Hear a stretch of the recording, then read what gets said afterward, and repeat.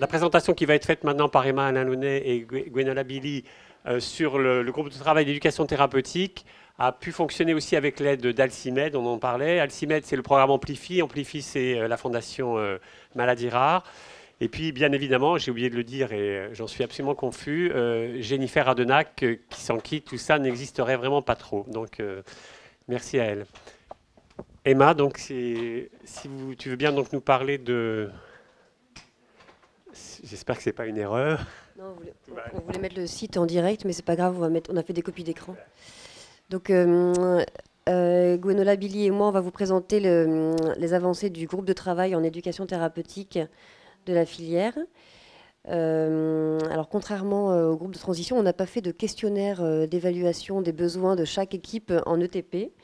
Peut-être qu'on aurait dû, ou peut-être que ce sera un projet pour plus tard. Là, on a répondu à un besoin qui se faisait sentir depuis quelques années. Alors, on a fait tout ça avec, bien sûr, Denis Morin qui a lancé le projet, Jennifer Adenac, Aude Servet, et puis Florence, Sophie et Gwenola, qui sont toutes les trois puéricultrices spécialisées en éducation thérapeutique.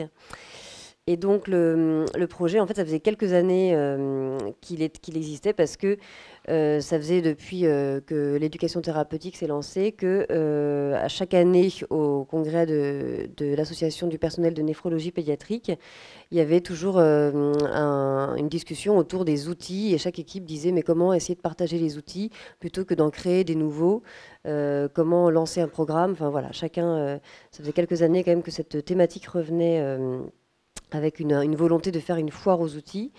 Et malheureusement, la PNP n'a pas vraiment les moyens pour essayer pour pouvoir regrouper tous ces outils. Vous aviez essayé, Gwenola, de faire un drive ou quelque chose sur le site, mais en fait, le site, il est encore un peu artisanal. Il est fait par une bénévole qui est la fille d'une infirmière. Enfin bref, c'était assez artisanal. Et donc, grâce à la filière, à la mise en route de la filière, quand le groupe d'ETP s'est mis en place, assez rapidement, il y a eu le partenariat avec Alcimed, donc qui a bien voulu nous accompagner pour l'aide logistique de la création du site ETP. Et donc voilà, rapidement, on s'est téléphoné pour voir comment on s'organisait, qui faisait quoi, comment on présentait le site, et surtout, vous posez aussi des questions d'accès aux données. Au départ, certains pensaient que les patients pourraient avoir accès à certaines données en ETP, mais bon, bref, Gwenola va vous montrer ça après. Et globalement, dans les grandes lignes, on s'est mis d'accord sur le fait qu'il fallait faire une partie pédiatrique et une partie adulte. Que c'était important de pouvoir avoir une carte de la localisation des différents centres qui font de l'ETP, même si chacun essaie d'en faire dans son centre. Au moins voir les programmes qui existent déjà avec les référents de chaque programme. Et ce qu'on voulait, c'était partager les outils, mais aussi les documents qui sont parfois assez longs à créer, les dossiers d'évaluation pour l'ARS, les évaluations quadriennales, les évaluations des séances pour chaque patient, enfin tous ces dossiers, tous ces papiers qui sont beaucoup de temps de travail. L'idée, c'était d'essayer de les partager pour s'en inspirer ou parfois les récupérer, mais au moins avoir un support écrit. Et par contre, ce qui est super important, c'est que c'est pas le site d'ETP sur Orchid qui va se substituer à la formation en ETP. Et ça, c'est quand même un truc qui est très important. Ça revient au sujet sur les sciences humaines et sociales. Ce qui est important, c'est que grâce au site, on puisse se rencontrer, se parler, se téléphoner, s'envoyer des mails, échanger des outils.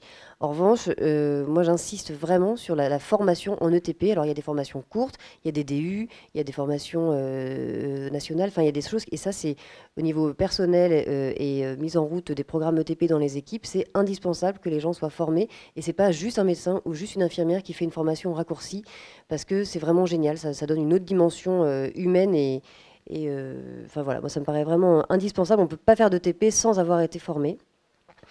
Et voilà, donc et ben, voilà, globalement, l'accès du site se fera via la page internet d'Orchid. Et il y a aussi un lien à partir du site de la PNP. Et l'accès aux documents, en fait, il y aura un code qui sera généré par Orchid pour tous les adhérents à la PNP. L'idée, c'était aussi de travailler de valoriser le travail de l'association du personnel de néphrologie pédiatrique qui, depuis plusieurs années, essaye de regrouper ces outils. Donc voilà, donc l'idée, c'est qu'il faut adhérer à la PNP pour avoir un code d'accès. pour faire vivre aussi le site de la PNP. Et ensuite, une fois que si vous avez des outils ou des documents que vous voulez partager, il faut les envoyer à Orchid, donc à Jennifer, pour pour qu'ils soient ensuite mis en ligne. Et donc, il y aura un comité de relecture, enfin une équipe de relecture par nos puéricultrices référentes. Et voilà, et la mise à jour, ce sera fait principalement par Jennifer Radenac. Et je crois que c'est à toi.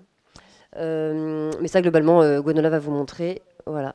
Donc, on voulait vous montrer avec l'accès Internet, mais ce sera plus rapide avec les copies d'écran. Donc voilà le site qui a été créé, donc avec comme on disait accès par Orchid. Il y aura une première page que j'ai pas mis là, mais où il y aura donc justement un accès avec code d'accès, identifiant code d'accès. Voilà, pour que ce soit des professionnels qui aient accès à ces documents-là. Une fois qu'on est sur le site, il y a une première page d'accueil qui présente un petit peu le pourquoi de la plateforme, certaines informations et donc un petit encart avec l'accès ETP pédiatrique, puisqu'il y aura peut-être un accès ETP adulte dans un second temps. Donc sur ce premier, cet accès, donc on peut voir d'abord, il y a la liste, on peut accéder à la liste des programmes d'ETP. On peut accéder aux fiches outils et également à d'autres documents d'ETP comme par l'AMA, dossier ARS, feuille d'évaluation, autres documents qui peuvent être utiles en ETP. Donc quand on est sur la page accès au programme ETP, il y aura une carte, donc la carte de France qu'on retrouve sur le site Orchid, avec spécifié le nom du programme et du coordonnateur ou du référent en ETP de chaque centre. Et donc la PNP avait déjà fait un premier recueil de programmes. On avait envoyé des mails. On a eu quelques réponses. On n'a pas eu les réponses de tous les centres. Mais du coup, là, vous pourrez directement rentrer vos programmes d'ETP sur le site d'Orchid. En fait, l'intérêt, c'est de savoir où existent les programmes d'ETP. Et quand une équipe commence ou débute, si elle a un centre qui n'est pas très loin de chez elle, avec qui elle est déjà en contact, elle sait à qui s'adresser. Donc, c'était vraiment favoriser les échanges entre les centres. Ensuite, on arrive donc sur la page où on peut rechercher un outil. Donc en fait, il y a plusieurs choses sur cette page. On a choisi de classer les outils par domaine d'intervention en ETP. On a beaucoup réfléchi sur le terme parce qu'en fait, ce n'est pas forcément une pathologie. Ça peut être la greffe, le syndrome néphrotique, l'hémodialyse, la dialyse péritonéale, troubles sphinctériens. Enfin, je vais vous les montrer après. Et ensuite par thème. Sur cette page-là, il y a également la possibilité de télécharger un exemple de référentiel de compétences globales. Ça, on tenait à ça pour aider les équipes qui n'ont encore pas de programme, voir un petit peu à quoi ça ressemble un référentiel de compétences globales et de voir où s'imbriquent en fait les outils. Les outils, ce n'est pas des outils comme ça, ils sont en lien avec des compétences qu'on essaye de développer chez les enfants ou chez les parents. Donc en fait, voilà, le premier, c'est d'abord définir un domaine d'intervention en ETP, donc ce que je vous disais tout à l'heure. Et ensuite, on choisit un thème. Dans les thèmes, il y a évaluation, signes d'alerte, hygiène, maladie, médicaments, émotions vécues, communication, suivi, prévention, autonomie, les traitements, l'anatomie, la physio, la vie quotidienne et la diète. Donc en fait, quand on cherche un outil, par exemple en greffe, on clique sur greffe, on cherche un outil en lien avec les traitements et ensuite on va sur le petit œil qui est à droite et là on va arriver à la fiche outils. J'ai oublié une chose mais je reviendrai après. Donc on arrive sur cette fiche outils, alors on a fait une grille un peu type. Pour que ce soit plus facile en lecture, que ce soit la même grille pour tous les outils. Donc on reprend le thème, donc c'est les médicaments, le nom de l'outil, bon, là c'est un exemple, c'est sur un plan de prise. Après, le classement dans le référentiel de compétences, donc là il va aborder les compétences d'auto-soin, comprendre et s'expliquer son traitement, lire son ordonnance, repérer comment prendre son traitement de façon adaptée. Enfin voilà, ça c'est les compétences. Les objectifs, ça c'est voilà, reconnaître ses traitements, connaître les modalités de prise, les horaires, les rôles des médicaments. Après, l'équipe qui présente son outil a une partie information pour expliquer succinctement comment elle utilise cet outil. Est-ce que c'est quelque chose qu'elle a... Enfin, voilà, comment elle l'utilise. Est-ce que c'est un outil qui est commercialisé? Est-ce que c'est... Voilà, toutes sortes de petites informations qui peuvent aider les équipes. La population concernée, le domaine d'intervention en ETP, et puis en dessous, surtout le plus important, c'est les coordonnées du centre qui présente l'outil. Ce que vous n'avez pas, ce ne sont que des fiches en fait. Vous ne pouvez pas télécharger comme ça l'outil directement.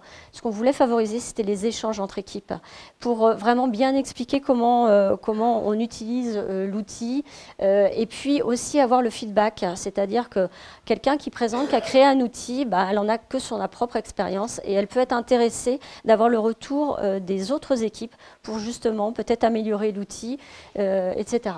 Nous, l'objectif aussi, c'était d'éviter que chacun un peu travaille dans son coin, essayer de créer quelque chose finalement qui est un petit peu la même chose que le voisin.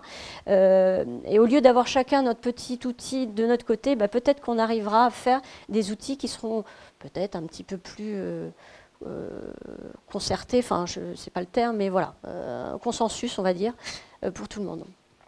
Donc voilà, alors après, voilà d'autres exemples de fiches. Ça c'est une fiche, c'est un outil de l'équipe de La Réunion, un outil diététique. Et ça c'est Besançon, voilà, qui avait fait des jeux de cartes. Je voulais juste revenir un tout petit peu en arrière. Il y a des petits yeux aussi à côté des domaines d'intervention. On a proposé aussi des exemples de référentiels spécifiques à chaque domaine. Tout ça pour, et je voulais vous les montrer après. Ah non, ça c'est, voilà, on peut rajouter les fiches. En bas de chaque page, on aura, enfin, une fois qu'on aura cliqué sur chaque domaine, il y a plusieurs outils, on sélectionne son outil, mais on peut demander l'ajout de son propre document. Voilà.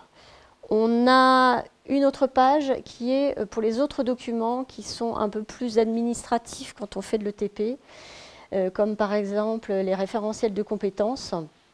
Là, je ne peux pas cliquer, mais tout ce qui pourrait être administratif, de dossiers, des exemples de conducteurs de séance, des exemples de livrets d'information.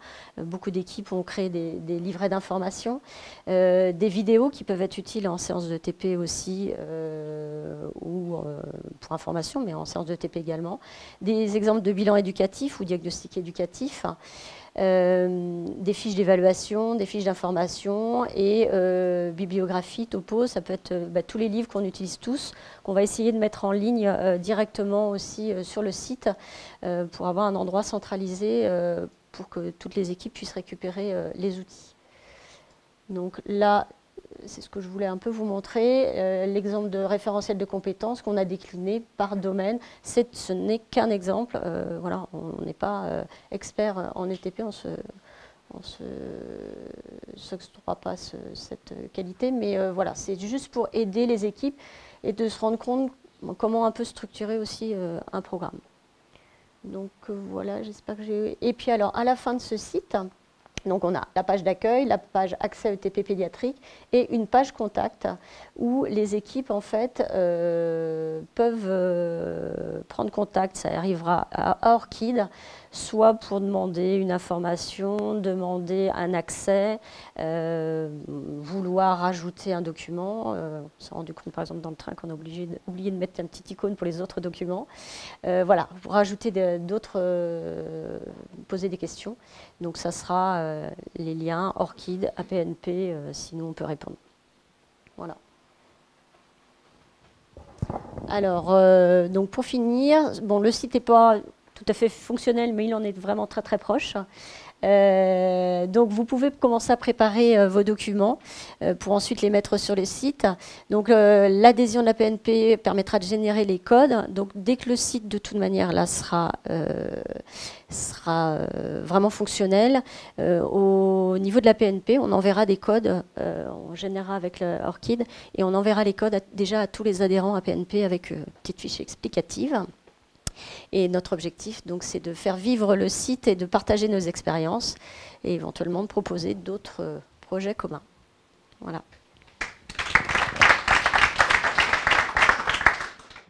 Le terme formation, tu l'as dit, Emma, est absolument essentiel.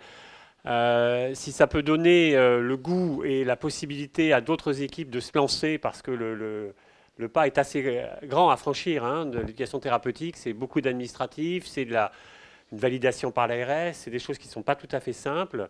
Et puis chaque année, on nous redemande des choses, et puis on nous dit de toute façon, il n'y aura pas de moyens derrière non plus, parce que ça, c'est un peu la problématique. Donc, vraiment un grand merci. Merci aussi à la PNP pour la capacité que vous avez eue de... On travaille au quotidien, la PNP, c'est l'Association des personnels de néphrologie pédiatrique. On travaille au quotidien avec, bien évidemment avec eux. Tout le monde, on en fait partie. C'est très pédiatrique. Aude, qui est dans ce groupe, est tout à fait consciente du fait qu'il faut pouvoir faire bénéficier l'ensemble des centres pour adultes de ce qui existe aussi en néphrologie pour adultes. Il y a beaucoup de programmes d'éducation thérapeutique, mais c'est sans doute là aussi par rapport à ce qu'on disait tout à l'heure sur la problématique de transition, c'est un peu comment faire pour faire partager. L'objectif, c'est la filière a pour rôle de faciliter le partage, les contacts, de façon à développer au service des patients, pour ne pas utiliser des grands mots, mais c'est quand même notre objectif. Je ne sais pas si vous avez des questions, des commentaires, Vincent.